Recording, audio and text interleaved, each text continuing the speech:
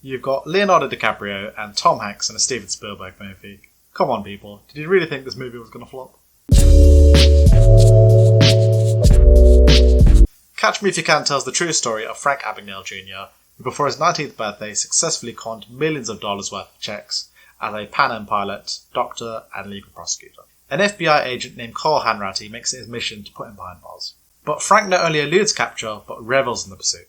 So just to give you guys a heads up, there will be spoilers in this review, so that's your warning.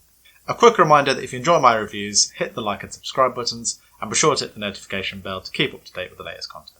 Before I start this review, I hope you all had a great Christmas and a great New Year as well. So starting with the acting, Leonardo DiCaprio is the star performer as conman Frank Abagnale Jr. One thing I like about DiCaprio's performance is that he emotes so many different feelings so effortlessly, from being a frightened teenager at the thought of his parents being divorced, to all of a sudden becoming this con man who oozes charisma and charm by practically robbing people blind by fortune checks. Though his character is one that I could have easily hated due to the crimes that he commits in the story, because of the family issues that Frank goes through in the story, coupled with DiCaprio's versatile performance, it really allowed me to latch onto his character. Tom Hanks is also in brilliant form as FBI agent Carl Hanratty. His character has much less of an arc than Frank, and has more of a procedural and investigative role within the story. Having said that, you can tell that Hanks is having an absolute blast playing the role, as a singular drive and purpose to catch Frank allowed me to really root for his character to catch Frank, no pun intended, once and for all.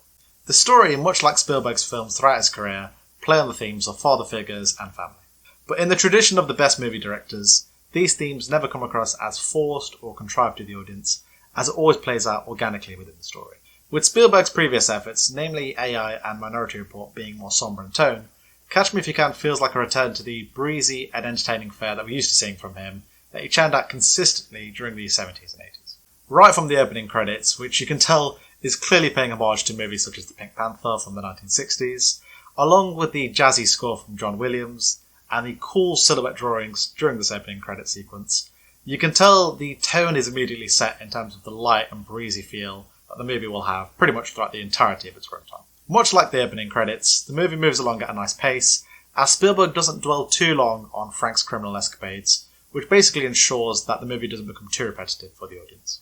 Though I mentioned earlier that the movie has a light and fun tone, that's not to say that the movie lacks any suspense and tension, as some of the standout sequences for me include when Carl finds Frank at Brenda's parents' house, as well as the sequence where Carl finds Frank at a warehouse in France. These scenes, among a plethora of others, show Spielberg's ability to give the audience a sense of tension that really comes from a conman being on the run. I also want to mention John Williams' fantastic score, which definitely harkens back to the earlier parts of his career, and definitely feels at home with the 60s setting, as well as the cat and mouse feel of the story as well. The only negative I had with this movie was the slow pace during the first act.